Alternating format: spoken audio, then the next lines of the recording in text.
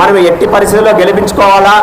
అదేవిధంగా ఇప్పుడు 2014లో చంద్రబాబు నాయుడు గారు మేనిఫెస్టో మనం ఒకసారి గమనిస్తే వందలకు వందలు దాదాపు 600 హామీలతో ఆయన ఆ రోజు మేనిఫెస్టో చేయడం జరిగింది.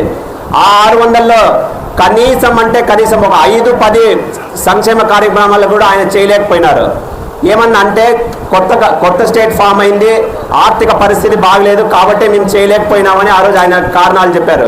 మరి అదే 2019లో కూడా మన పరిస్థితి అదే కదా. అయినా కూడా మన జగనన్న గారు ఏవైతే మేనిఫెస్టోలో పెట్టినారో ప్రతి ఒక్క సంక్షేమ కార్యక్రమం మన ఇంటి వరకు చేయగలిగినారంటే దానికి కారణం కేవలం జగనన్న గారి కృషి మాత్రమే. చేయాలనే మనసు ఉంటే అది ఏదో ఒక రూపంలో జరుగుతుంది.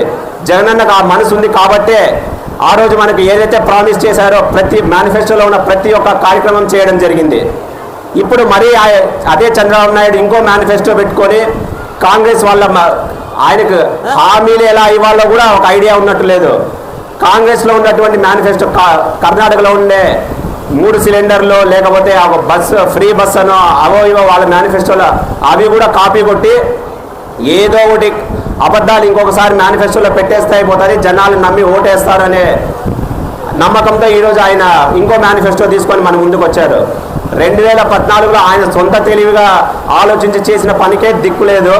ఈరోజు ఎవరో వేరే పార్టీలు చేసిన మేనిఫెస్టో ఈయన ఏమాత్రం తీరుస్తారో ఒకసారి ఆలోచించండి. కాబట్టి నిజాయితీ పరుడు మన జగనన్న ప్రభుత్వం ఇంకోసారి మనం తెచ్చుకొని వైఆర్ అన్నకు అలాగే ఎంపీ మన శంకర్ అన్నకు తప్పకుండా మనం విజయం చేకూర్చాలని మీకు అందరికీ ఇంకొకసారి వేడుకుంటూ, అదేవిధంగా ఈ మన కార్మికుల్లో దాదాపు ఎక్కువ శాతం మన వాల్మీకులే ఉన్నారు. మీరందరూ ఈరోజు మన కులస్తుడు ఎవరో నిలబడినారనే అనే విషయాన్ని మనసులో పెట్టుకోవద్దండి. ఎందుకంటే ఈయన రాజకీయం అనేది ఒక గవర్నమెంట్కి సంబంధించిన విషయము. అక్కడ గవర్నమెంట్ మంచి ప్రభుత్వం ఏర్పడితేనే ఇక్కడ మన పిల్లల జీవితాల్లో మన ఆర్థిక జీవితాలు, మన సోషల్ స్టేటస్ అన్నీ గవర్నమెంట్ మీద ఆధారపడి ఉంటుంది.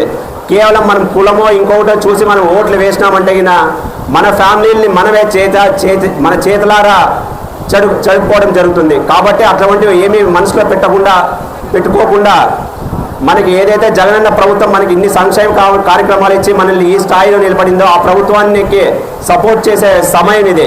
కాబట్టి మిగతా విషయాలన్నీ వదిలేసి తప్పకుండా మీరందరూ జగనన్నకు సపోర్ట్గా ఉండి మన ఎమ్మెల్యే గారిని ఎంపీ గారిని పెద్ద మెజార్టీతో గెలిపించుకోవాలని కోరుకుంటూ సెలవు తీసుకుంటున్నాను. Thank you.